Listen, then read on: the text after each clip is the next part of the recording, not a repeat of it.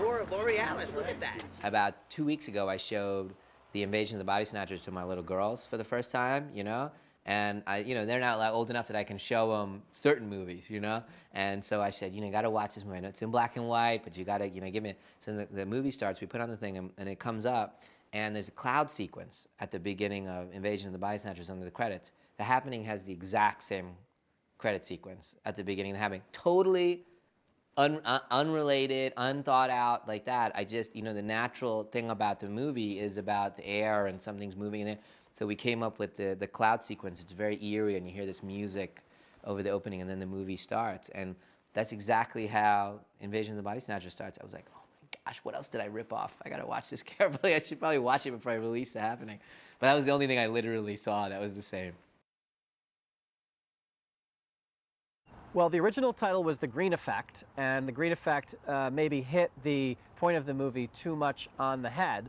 As the screenplay evolved, it evolved into more of a mystery about what was going on, and eventually never 1,000% said what was going on, but gave you a lot of indications as to what was going on, but kept it more as how it would be in real life, that 30% of the audience would still think something else because they just are resisting, at that. And when they became that, and that they didn't know what was happening, it became really kind of important that the title had a mystery to it. And so the title, The Happening, was like filled with some titles, like a more kind of sci-fi title I almost did, which was called The Northeast Incident, was almost the title. I remember right after we came up with it, we were working, and we were going around to like a deli on the main line in Philadelphia to pick up lunch, and then we were going home, and we were talking to somebody who was at his house, and we were just kind of going around wherever we went, like, what do you think? The Happening, Northeast Incident, Happening, Northeast Incident. My uncle was visiting, my Indian uncle, of course. You should always test titles against your Indian uncle. This is really important, by the way. I suggest it to all filmmakers. So I said, he was like, he's at the table, and I was like, I got 2 titles for my new movie, It's either The Northeast Incident or The Happening. Which one do you think? And then he was like, And he went to the fridge, and then he came back, and he was like, I like the Southwest event. I like that one. And I was like, what'd you say? And he said, the Southwest event. I like that one. I said, I didn't say the Southwest event. I said the Northeast. Forget it. It's The Happening, okay? Enough already. And it was like, I knew, like, he couldn't remember the words or what area of the United States, and was it an incident? Was it an event? What was it? Sometimes you get caught in this very specific thing, whereas The Happening is so like a mystery. It's so open that it really fits the movie. It was important for us to cast Mark because Mark he's liked by men and women for different reasons and also for the same reasons, We had like a 3-hour dinner, had some sushi, drank a lot of sake, and talked about how much we enjoyed each other's company. We hadn't worked together. He had worked with my brother and worked with Joaquin twice. I was always jealous of both of them because they had gotten to work with Knight and I hadn't.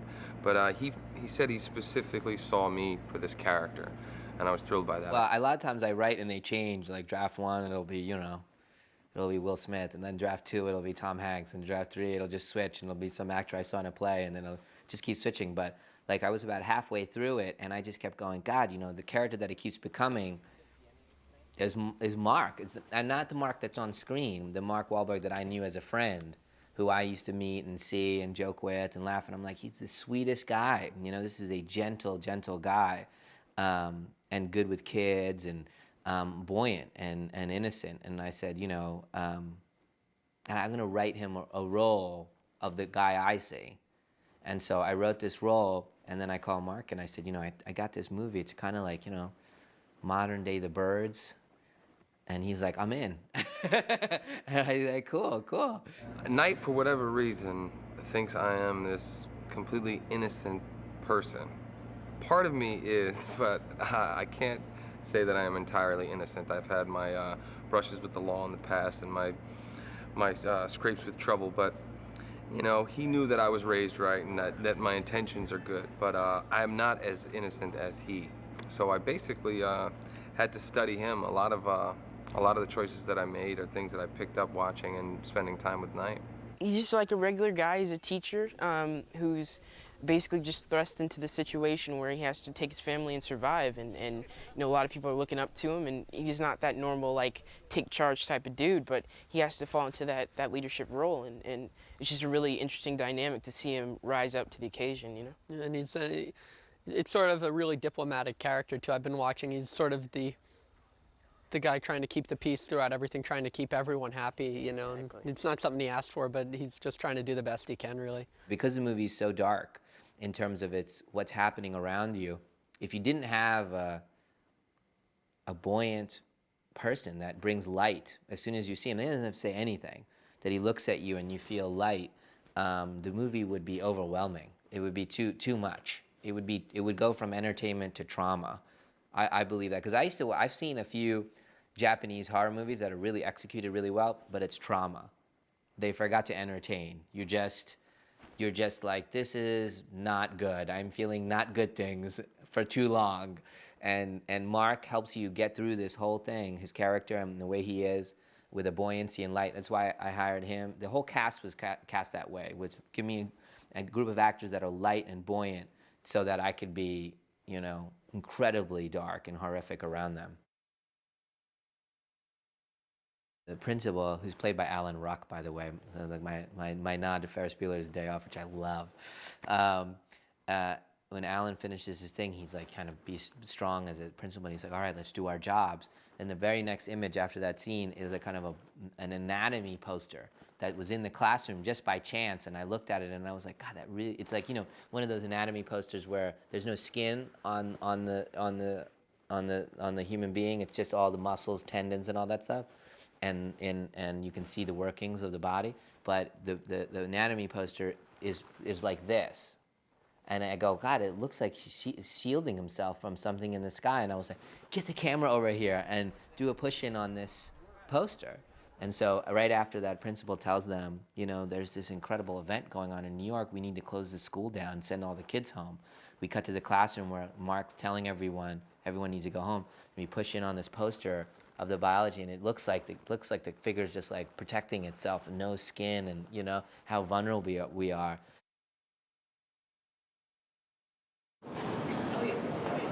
Johnny, he's just Johnny. He's just this wisecracking, you know, guy that fits this archetype for this character Julian. And you know, the combination between Mark and Julian was just a great combo to have. You've got Mark and Julian having their kind of banter back and forth, and you've got Zoe right in the middle of it. I sent him an audition on tape that I taped myself. They're pretty good. I'm gonna put it on YouTube. John auditioned for me, and he did this scene, and he did it, which isn't surprising. He did it kind of monologue style.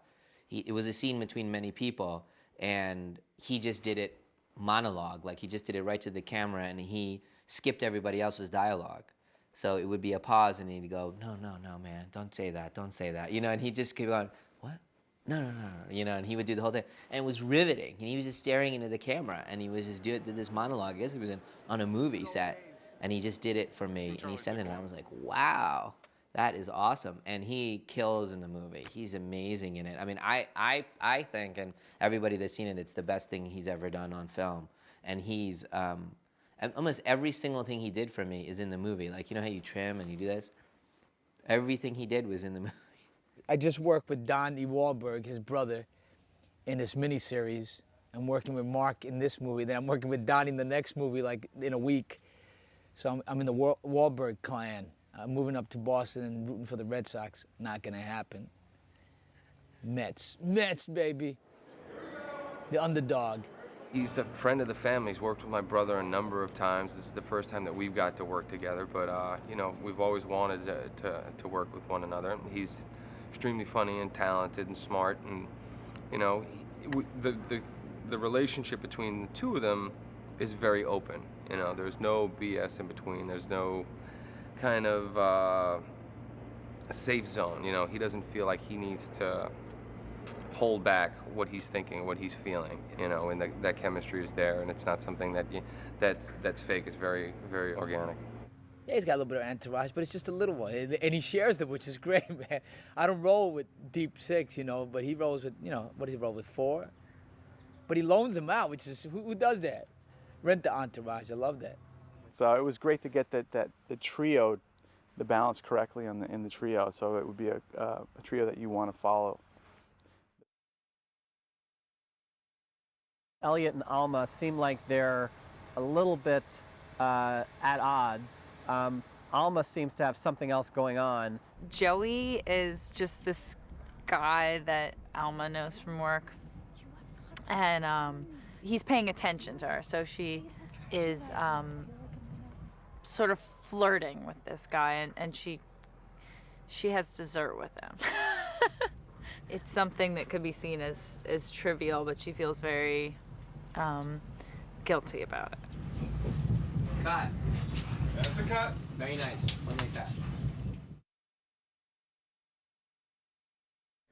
I spent a lot of time with the girl playing my daughter. You know, I did that so that she feels loose with me and I feel comfortable with her, because we're going to play father and daughter, and we've got to be real close, especially under these dire circumstances. I got to feel really comfortable to, you know, hold her and kiss her, and, you know, and her vice versa, because little kids sometimes feel very, you know, off-put by you, you know, being so close to them when you don't know them. So I had to spend a lot of time letting her get loose with me. Knight decided that Johnny Leguizamo was going to be Julian. And then I said, you know what? My mind did this really weird fast rewind over all the casting tapes that he and I had been looking over. And I said, I think I know who the daughter is. And I threw her up on the screen, and he was like, wow. I mean, there was just something about her that was so amazing and so special that we said, okay, you know, let's just bring her in. We were very lucky to find her. Otherwise, we would still be looking, you know. We wouldn't be shooting, we'd be looking for Jess. We looked a long time for both the station, the Filbert station, the diner. We really wanted to feel its own kind of character, isolated, not so much period, but period in the essence of the people on the train hadn't really ever been there probably. And so that it was like, where am I? It was the same kind of spark that we were looking for in the eyes of all of these other actors that you wanted to see in these background players, because, you know, you might see, you know, Mark Wahlberg in the foreground, but if you're in the diner, you see all of these people around him and how those lives are being affected, and we wanted it to be real, and we wanted it to be, you know, feel like it's a real community, that it wasn't just, you know, a bunch of people that we just kind of threw in the background, that they all had lives that they were living in the picture, and that they were moving beyond the picture, that they would be, once the picture's over, those lives still continued.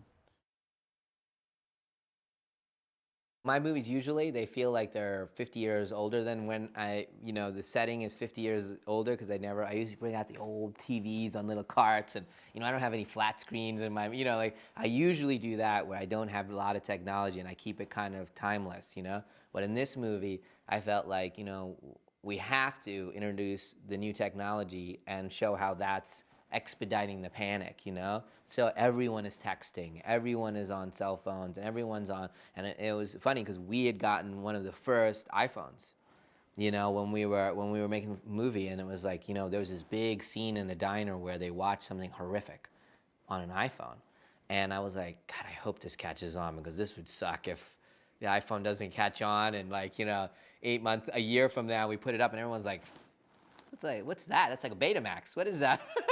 They're all giggling because they got, you know, it's an iPhone. Oh, remember that thing? Or if they, you know, no one even heard of it or something. And I was like, oh my God. But now when it came up, we had the screening when it came up, everyone was like, yeah, we all have iPhones. Yeah. That's how we would watch this horrific event. I was like, shh, thank God for Apple. Well, there was a crowd that had formed outside this diner where we were shooting for 3 days. They come out and they spend all day just watching us, and they put barricades up so they kept them out of the shot, you know, in the back. And it's a small town, it's a sweet town, and they obviously hadn't had a movie come before, and we were just parked in there making a movie. And, you know, in between takes, we call cut or whatever, and they would yell out, Mark, Knight, what's up? And then we'd be like, what's up? You know? And then we'd be like, and then we'd go back in and we'd do more of the work and all that stuff. I called up all my friends, and they all showed up to the set. No, it was great. We were at Filbert Diner in a town called Phoenixville, which I live right next to. And they just got the word. They just heard that we were shooting there, and they just started showing. I think we were there 3 or 4 days, and as we shot through those days, the crowds were bigger and bigger and bigger, and I think by the end it was like 500 people. People come out to watch, And I'm so focused on what I'm doing, I don't like to be distracted, but then again, I don't want to ignore somebody if they, want a little bit of your time, want to say hello and they're waiting. So I just asked if they could wait until we were done, and I guess they called their friends, and their friends called their friends, and there was quite a big crowd out there. I think Mark asked me and was like, let's go out there, dude. And I was like, all right, let's go. So we went out, and it was so fun. It was so fun. We went out, and they were so rabid, the fans. They were so excited, and we were signing everything and signing shirts and shorts and anything they were sticking out with a pen. We were like that. It was really fun. I feel a very close connection to the people here, and I feel like, I'm welcomed here, and that's a beautiful feeling. Because it's very much like Boston, it's hardworking, good hardworking people, I got a Sophie's Choice kind of thing. It's either I save myself or save my wife. And, and I got to navigate also that parental thing of, do I stay around should my daughter have two parents, or should I risk it and get my wife so she could have two parents or no parents? It's a big gamble that I take in the movie. When it comes to that moment, you feel, as an audience, you start to feel what it's like to be in that moment, and they have to make that decision. Do I go and try to find my wife and maybe save her if she's even alive, or do I stay with my daughter? I mean, what is that? I mean, that's, it's one of those fears. What do I do? My wife, my daughter, my wife, my daughter, And it's just a very, very emotional moment when he has to make this decision and what it means for all their characters. It sort of takes you back to a time when people weren't so precious about, deciding whether to have a family or deciding. These things just happened, and that's sort of the natural way. That character of Jess represents a lot of what Elliot and Alma are struggling with. It's the responsibility of that child, that life, is kind of what they're struggling with in their marriage. Does Elliot want to be the responsible adult? Does Alma want to have the responsibility of a child? I think she feels like the world is not a safe place, which it's not in a lot of ways. But that's not the point. The world has never been safe. And I think that that's what she comes to terms with in the end. That the world has never been safe, but she can take responsibility for who she is and her life, and that she can have a career and have a family, and that it doesn't mean she has to give up being a woman and being a mother. They had some landscapers working around here.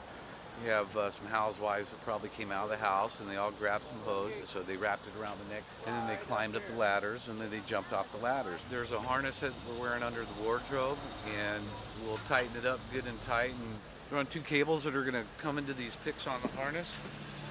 And we have the hose going up, which is just pretty much dressing. They're never suspended by the neck, but it'll look like they're suspended by the neck, but it's just the cables that support them.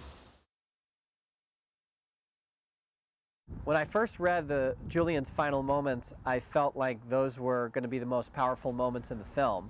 When I saw them on film, I really had trouble watching them, not because of the graphic nature of them, but purely on an emotional level.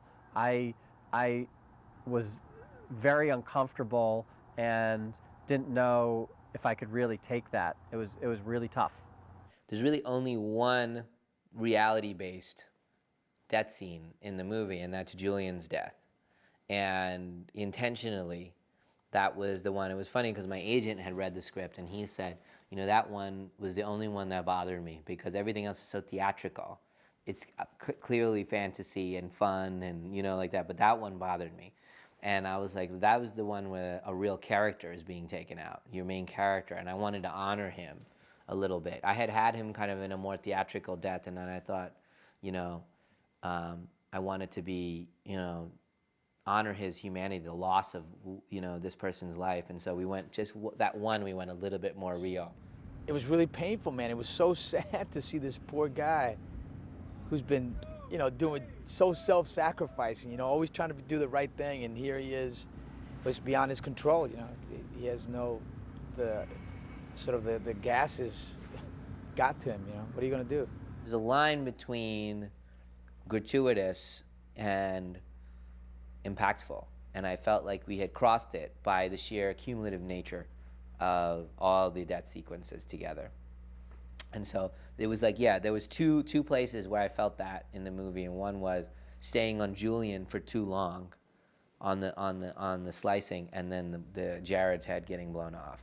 Because I think the movie is visceral, but not gratuitous at all.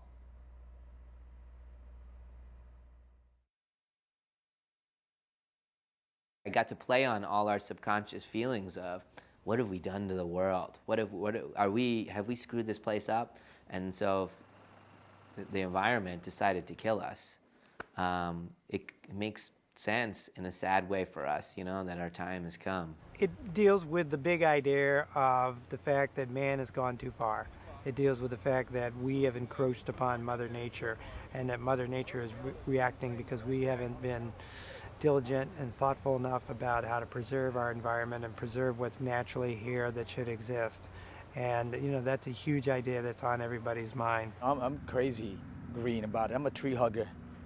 I drive hybrids. I'm going to get solar panels.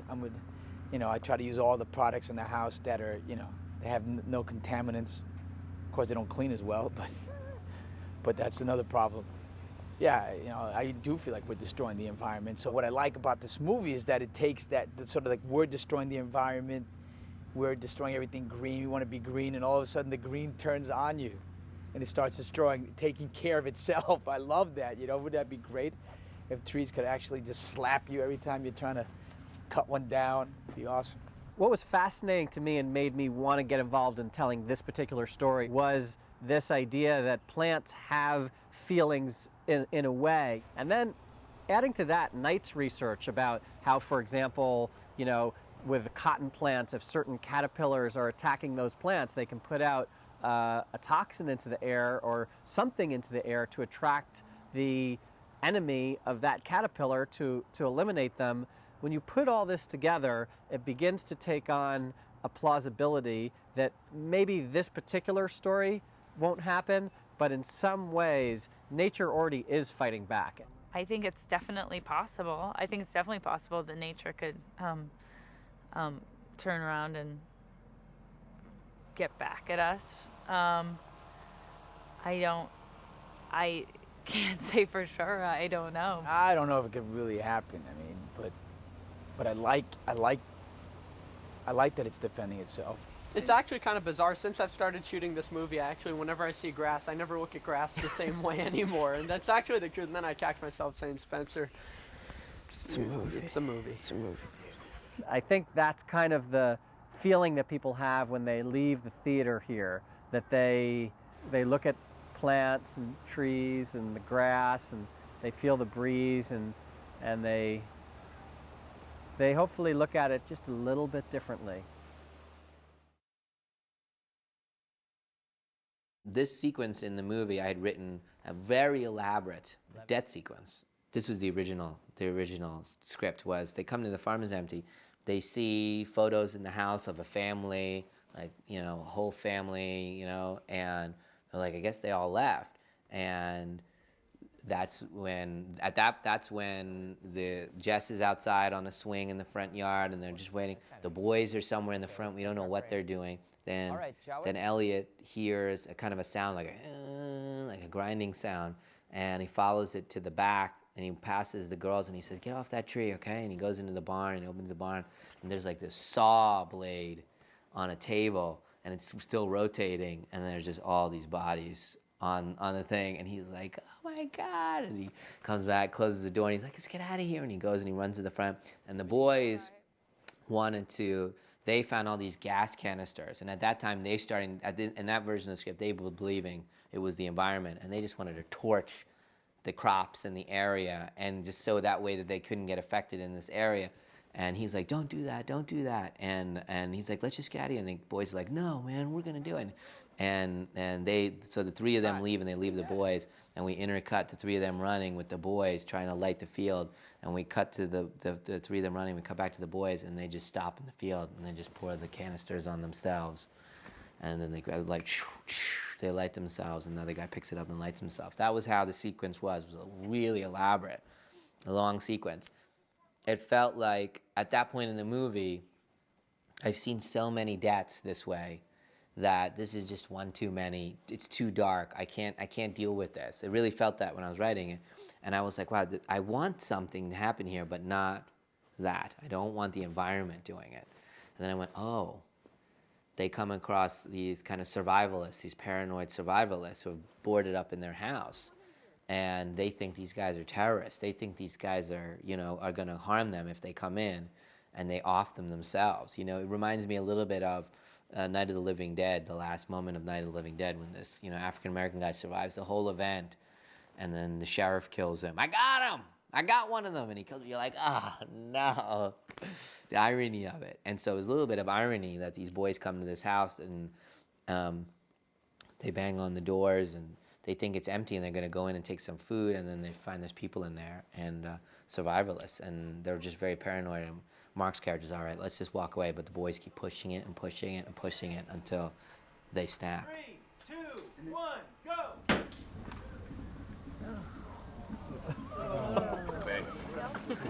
R, baby. There are moments in the movie where all we do is just see her. She doesn't say anything. We just see her experiencing, taking in, feeling, reflecting what's going on around her. And I think that, talking about innocence, that's as innocent as it gets in this movie, is her, the blank slate, and how kind of everything kind of gets molded by what she's getting molded by what she sees. So they're carrying her through this whole experience with them, and trying to, as tough as it is, they're trying to kind of protect her and keep her as innocent and pure as possible.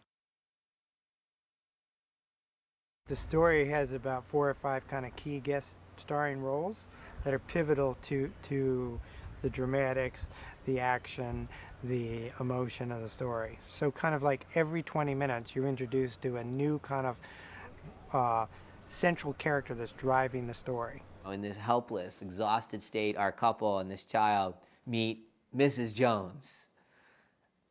What bad luck for you, Mrs. Jones, who's in this house and rocking on this rocking chair, and Betty Buckley just killed it, She played her with humanity, with the idea that she's trying to get along, trying to fit in. Oh, she sees a nice family. Let me try to get along. But she's so delicate, and that she could get pushed. Just a little thing will push her over the edge. And you find that out very quickly about her. So my manager called me and said that M. Night Shyamalan was doing a new movie. She had bought a new camera, I think. I think the idea was that she didn't have a camera or anything, a video camera, so she bought a camera. We said it has to be compatible with a Mac computer. The guy assured us that it was, And her assistant recorded her. We discovered that it was not compatible with a Mac computer. So they just sent the whole camera to the casting director. And they thought it was hysterical that we'd sent the whole camera. I was like, wow, let me see what this is. And then we put it in, and I was like, this is great. So they flew me to New York the following week to meet with Knight.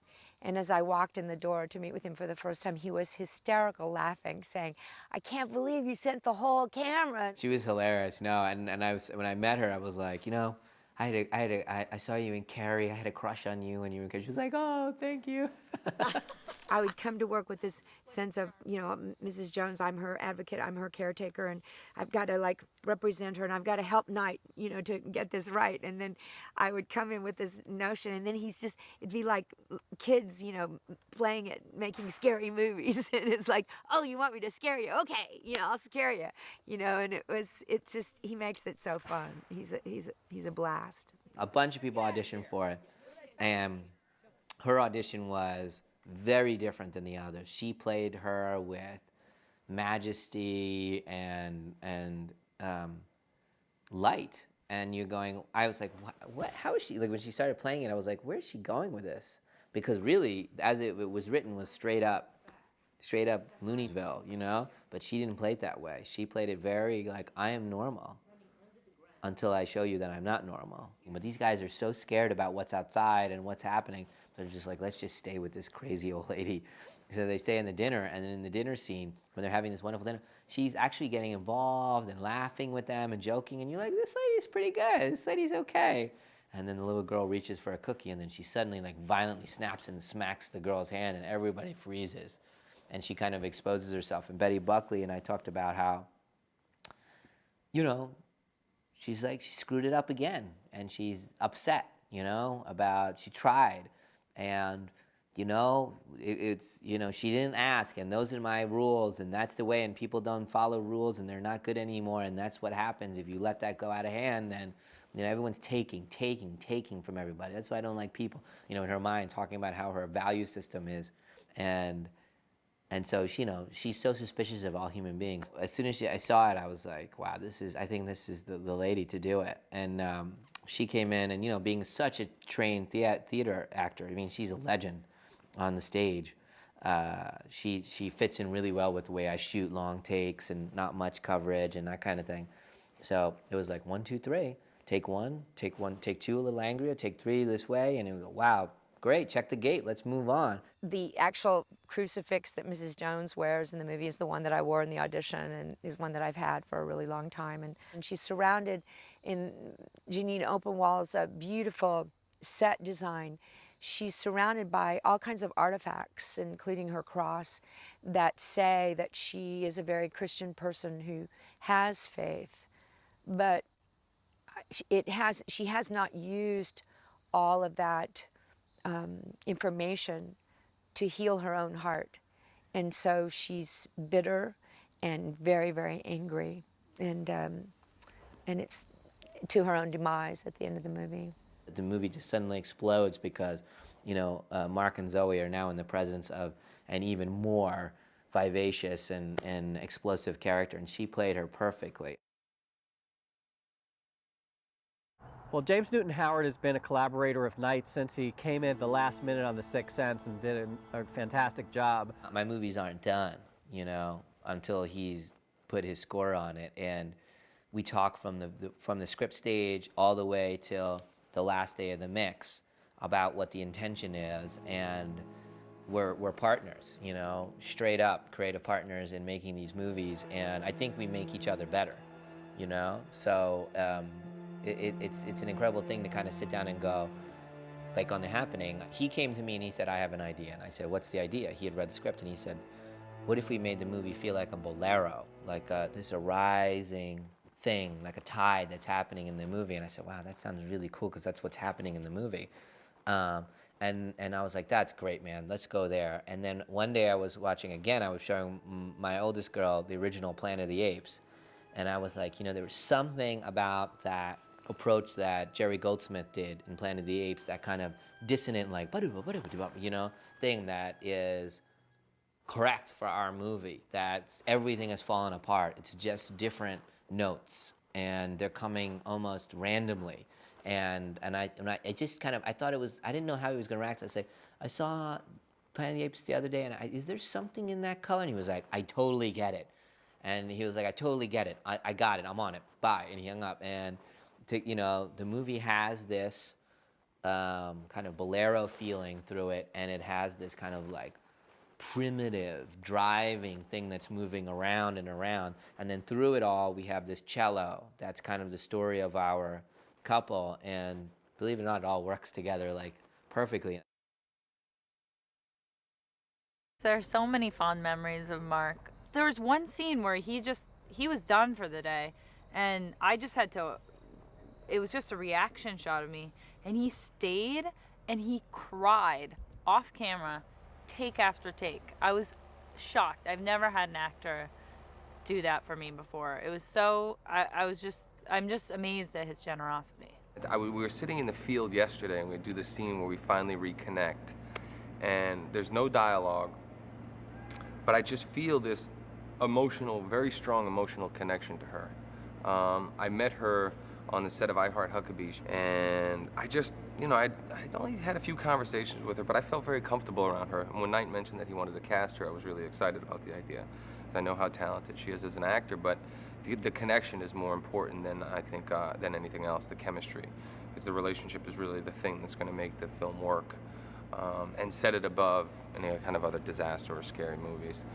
So, you know, I just looked into her eyes and I said, you know, I have this really strong emotional connection with you. I know every time I'm looking at you, we're there, we're in the moment. And you know, a lot is said without words, and it was very powerful. The last time we screened it was a week ago. I was screening it for the last sound check. I'm supposed to take notes on the sound check. And I take pages and pages and pages of notes on my movies for everything. Oh, lower that door sound. What's this? I can't hear that dialogue. We need to work on that. Maybe we can put a bell sound here. No. I'm just making thousands of notes. So it started, the movie starts, and I'm like, and there were a bunch of people in the screening that hadn't seen it. So then they start reacting, oh my God, you know? And I'm writing the first note, and then I write like a fourth note, I write a fifth note, and then I miss like 5 minutes of the movie because I'm like watching the movie, and I'm like, write a note. And then I watch another 10 minutes, and I'm like, what are you doing? Write a note. This is a sound check screening. And then I'm just like, screw this. And I close the pad, and I put it on and just watch the movie. I mean, I've never had that experience. For me, The Happening was the funnest experience I've ever had making movies. It was the ratio of pain to pleasure was very, very good on this movie. Very, very good. I loved it, and I enjoyed watching it. I can almost watch it as an audience member because of it, which is a very weird thing for me. Usually I just have too much baggage.